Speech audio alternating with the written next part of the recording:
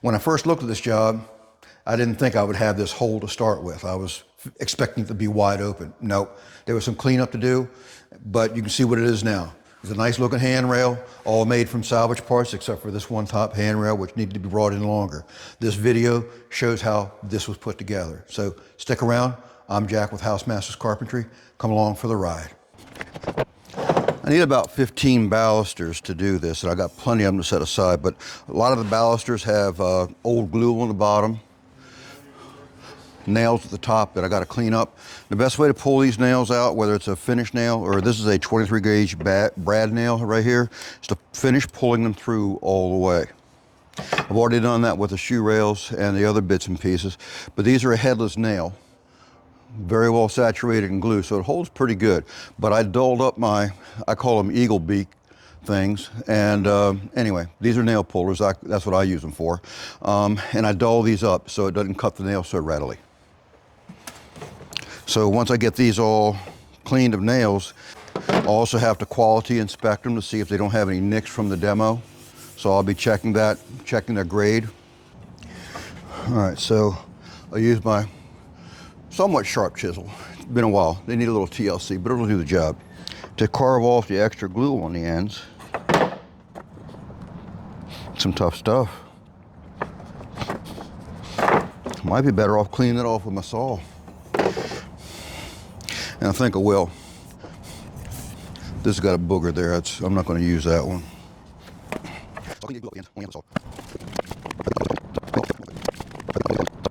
I have a secondary pile over here that's only got scratches or marred finish that I can set aside, that I am setting aside in case I have to touch up the scratches.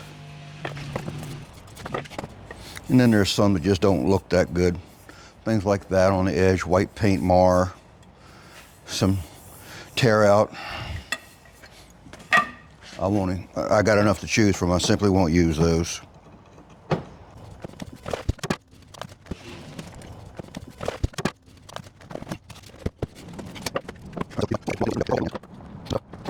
I have 20 balusters, which should be plenty. That's got everything cleaned up. I can take my cleaning up tools, except for these two. Now the fillets have got glue on the back of them, which I'm going to scrape off also. So I got to take care of that.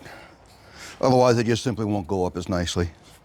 And I got to find some way. Now this is kind of handy, but I'm going to get a block of wood in between here and there so I can brace them up against, so I can push my chisel against them and clean them up. Here, that one turned out nice.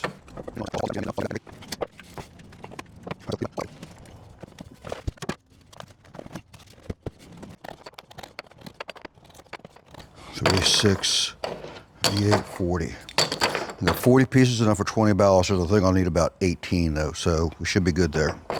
All right, these are all good. These are the base pieces that goes around the bottom of the newel post, just in case I need them. As mentioned, I said I was going to use my saw to clean up the ends where the glue was hard to carve off with a chisel. Well, this really did make it a lot easier. All I needed to do was just feed the wood up into the blade until I was just cutting the glue off and not changing the length of the balusters whatsoever. This is a salvaged half newel from the original rail. It's basically ready to install. There are some notches at the bottom, but the new base trim will cover what's left of those. I'm also cutting the inside filler that the half newel will mount to. This piece gets ripped to width, cut the length, then screwed to the wall. Once that's in place, I can set the half newel over it and fasten it through the sides into that filler, which locks it to the wall and ties it into the rest of the new rail. The guardrail's on the second floor, but my cut station's set up outside at ground level. So there's a lot of trips up and down the stairs. To save time, I'm making cuts for multiple portions of the handrail, so I'm minimizing my time. You'll see me move between the newel, between the shoe rails and other parts just to minimize how often I have to haul everything back upstairs. The parts I'm working on here are for the lower shoe rail pieces. This is a strip that runs along the floor and supports the rest of the rail assembly so that it sits just at the right height for the finished floor to slide underneath of it later. The problem is the stock I'm using of the pieces that I salvaged aren't long enough to make this whole 8-foot run in one shot. They were originally cut for the narrower newel spacing on the original longer rail, So now I've got to join a couple of shorter pieces together to make this full span.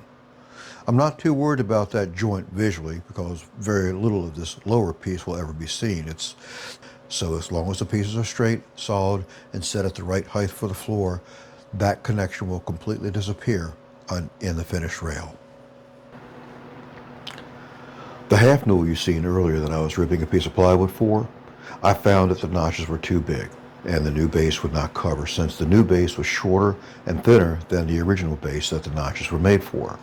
The newel post you see here is from the one full newel that was standing in the way at the beginning of this video that I had to take out to get the handrail started. I was able to salvage a half newel out of that. The filler material was heavily glued in.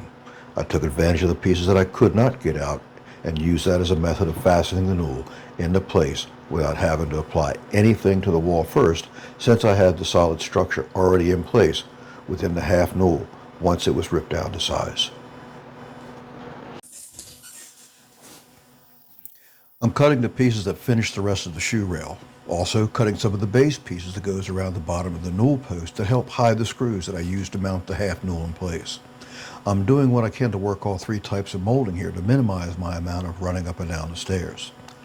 The first piece I laid down holds the shoe rail up off the floor by the thickness of the finished floor. Here I'm using a piece of the flooring to gauge where the base pieces go at the bottom of the newel post.